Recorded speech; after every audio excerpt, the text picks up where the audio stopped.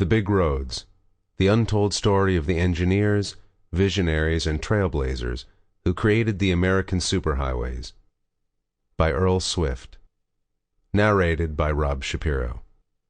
Copyright 2011 by Earl Swift.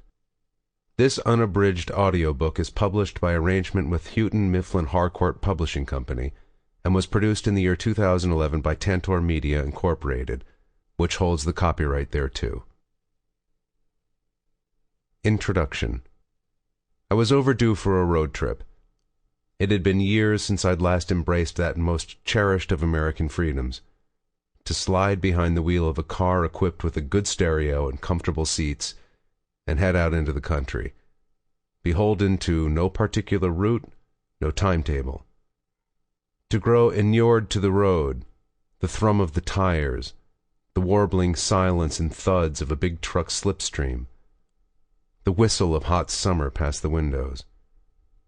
To live off the contents of a cooler on the floorboards and whatever sustenance the road happened to offer. It had to be a long trip, as it might be years more before I got another, so I decided to go west. All the way west. Through 1,000 towns and across the great sweep of farm and forest and desert and wind-blown high plain that waited between home and the Pacific. We'd take back roads, I told my daughter. The two-laners of generations past.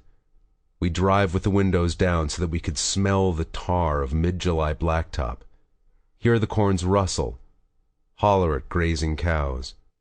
We'd drive for just a few hours a day, and slow enough to study the sights, immerse ourselves in wherever we were and remember it afterward. We'd make few plans. We'd stop when we were hungry, when we tired, and wherever caught our fancy.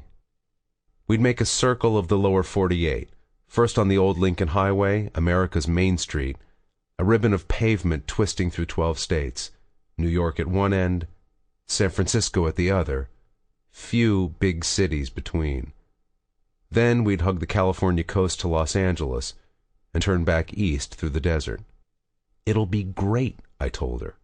A month on the road, seeing the entire country, just you and me. Sailor greeted this uncertainly. Well, I guess, she finally replied. Can I bring a friend? So we were three. A single father of 47 and two sixth-grade girls in a rented Chrysler minivan, its hatch crammed with tents, sleeping bags, a dozen stuffed animals, and enough T-shirts and shorts for the ladies to execute 4 wardrobe changes before each day's lunch. We joined the Lincoln in southern Pennsylvania. Soon after, we came upon a silent gathering of bikers next to the field where United Airlines jet went down on 9/11, and, after paying our respects, stumbled into a blinding thunderstorm out of Buckstown.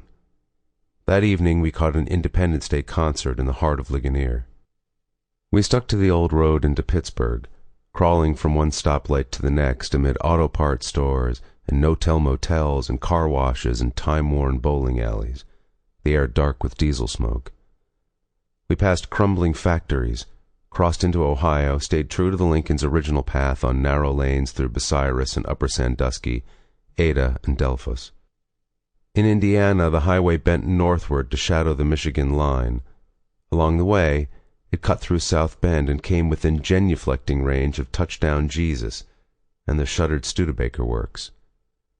It grazed Chicago close enough to capture traffic but little else of the city.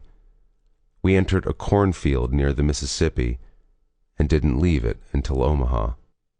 The girls passed the hours begging me to stop the minivan to buy them clothes or candy or more stuffed animals and writing notes to each other when I refused. They adopted mock Swedish personas and spoke in what they imagined to be Swedish accents across entire states. They complained that they were bored.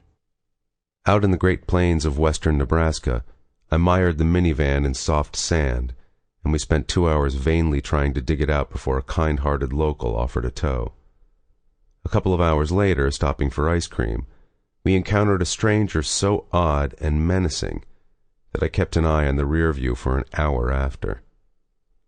We explored Buffalo Bill's ranch in North Platte, communed with wild horses on a windswept and dusty government preserve, wandered a boot hill Sample complete. Ready to continue?